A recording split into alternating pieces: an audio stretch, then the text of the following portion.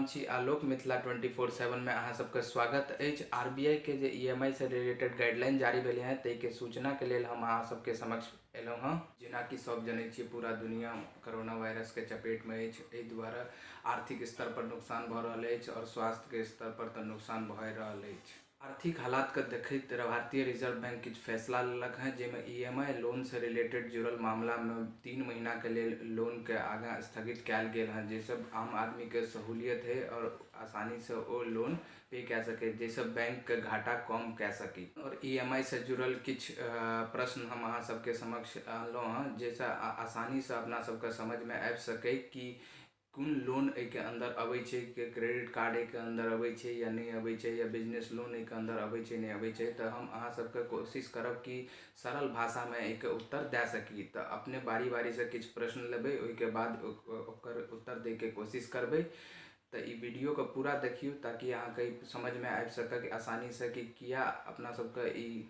Effect करे या कि नहीं करे, या अपना सब लोन जे पे करबे या स्थगित करबे तो ओहिसे अपना सबके कोनो लाभ है या नहीं है। तो एक लेल अपना सब बारी बारी से प्रश्न पहले उठेबे और जानकारी हासिल करबे। प्रश्न अपना सबके जहन में यह आबैया कि कौन लोन एक अंदर अबै छै। तो आरबीआई जे गाइडलाइन निर्देश जारी केलकै ओहिमे टर्म लोन के बात कयल गेल छै।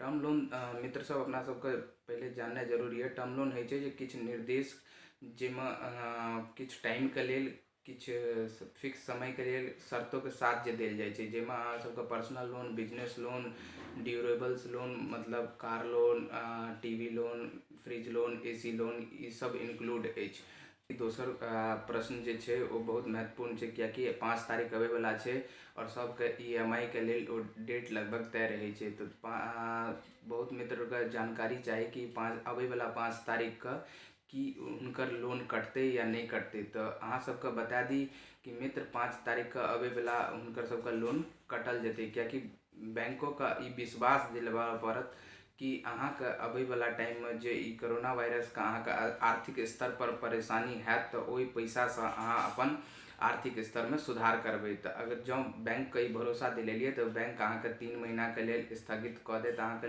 लोन का, वरना अहाँ के वो पैसा डेबिट भ जात। सर प्रश्न ई छै कि ब्याज और मूल दुनू इमे इंक्लूड हेतै या नहीं हेतै।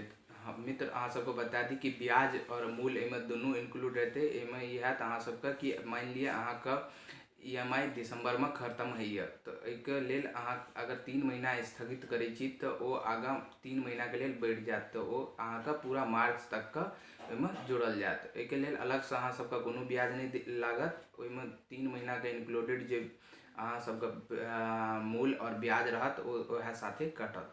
सबसे महत्वपूर्ण चौथा प्रश्न यह रहत जे अहाँ सबके जिंदगी से और हमार अपन जिंदगी से जुड़ल है कि क्रेडिट कार्ड का पेमेंट एमे जुड़ल है कि नहीं जुड़ल है। मित्र लोग अहाँ सबके बता दी कि क्रेडिट कार्ड टर्म लोन के अगेंस्ट नहीं अबै छै, ताहि दुआरे अहाँ सबके क्रेडिट कार्ड के जते ड्यू या वो पे करऽ पड़त, वरना ई अहाँ सबके सिविल स्कोर का इफेक्ट करत। तो ई बात ध्यान रखू जे ओकर लास्ट डेट छै ईएमआई का ओकर पेमेंट का वो अहाँ क्रेडिट कार्ड का टाइम से पेमेंट कर दियो ताकि सिविल हिट से अहाँ सबके बचल जाए। 5वां प्रश्न अपने एक मित्र पूछलखिन है कि बिजनेस लोन अगर वो 3 महीना के लिए स्थगित करे ला चाहे छथिन तो क्या कि वो कह सकै छथिन। हाँ बिल्कुल मित्र, वो 3 महीना के लिए अहाँ स्थगित कह सकै छी। वो अहाँ के बिजनेस लोन खत्म भेला के मंथ के 3 महीना और बढ़ जात, जेमे अहाँ का पे करऽ पड़त। ओहिके लेल अहाँ के एक्स्ट्रा चार्ज दे के कोनो जरूरत नहीं है। तो ई बात के ध्यान रखब। विश्वास है कि ई जानकारी अहाँ सबके उपयोग में आयत। प्रणाम।